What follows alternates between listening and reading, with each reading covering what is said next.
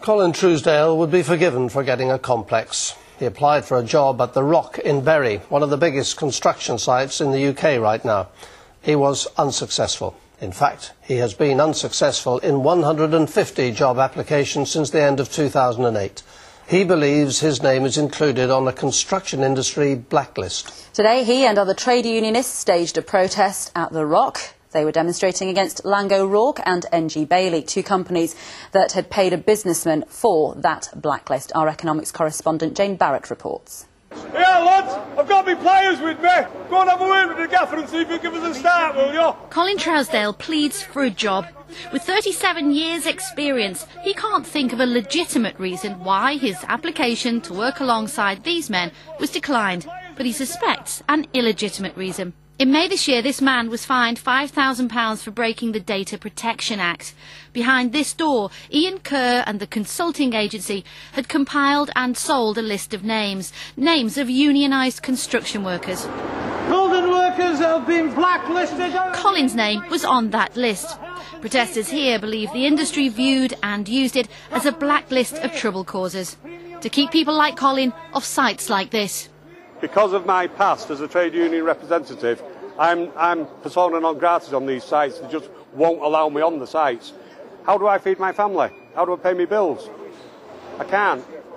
Some 3,219 construction workers were on the list, and even though the Information Commissioner has uncovered the list and put a stop to it, it is still out there. The men here today believe it is still very much in use. They'd found cuttings in newspapers. Yeah. Back at home in Rossendale, Colin shows me what was found on his file. Any remotely left-wing press, i.e. the Socialist Workers' paper, the Socialist paper, anything that had been quoted in. To be honest with you, when you look at it and you look at it in depth, it's nonsense. But that nonsense has been enough to keep me out of work. Yeah? That nonsense has been enough to stop me being able to provide for my family. In statements today, Laing O'Rourke and NG Bailey said they do not discriminate on any grounds. But they were two of 44 companies found to have paid the consulting agency. They are, mate, yeah. Colin is still looking for work.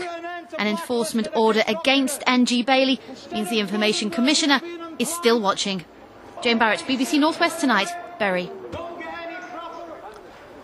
Well, joining us now from our Merseyside studio is Professor John Tong from Liverpool University. Professor Tong, why has this problem of blacklists raised all this anger now? Because I don't remember it being a particular problem in the past.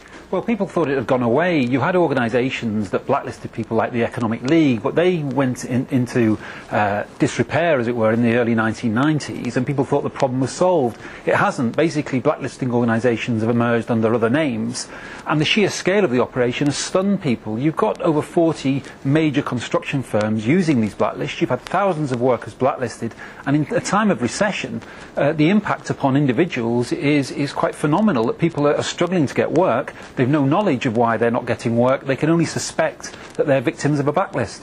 Well, the government is taking action. They are now planning to make these blacklists illegal. Where are we with that? How soon will it happen?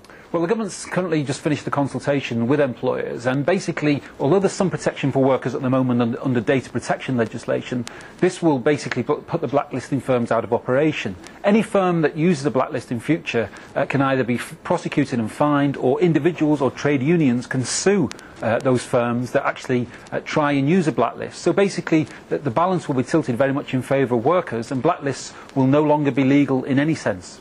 But how effective would that legislation be? Because surely it would be pretty hard to prove that a company had not employed someone because they were in a union. They could just simply say there was a better candidate.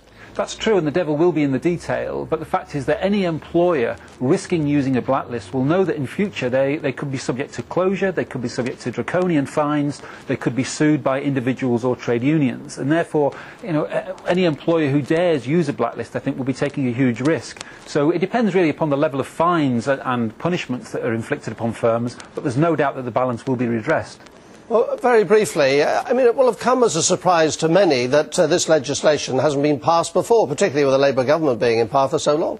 The problem was finding the evidence. By definition, blacklists are secretive, and files were hidden away. Organisations that were blacklisting people changed their names, so it was very, very difficult to gather the evidence, and that's why people are still in the dark as to whether they're on a blacklist or not. Now the government says it's got enough evidence to take forward the legislation. Professor Tong, thank you very much.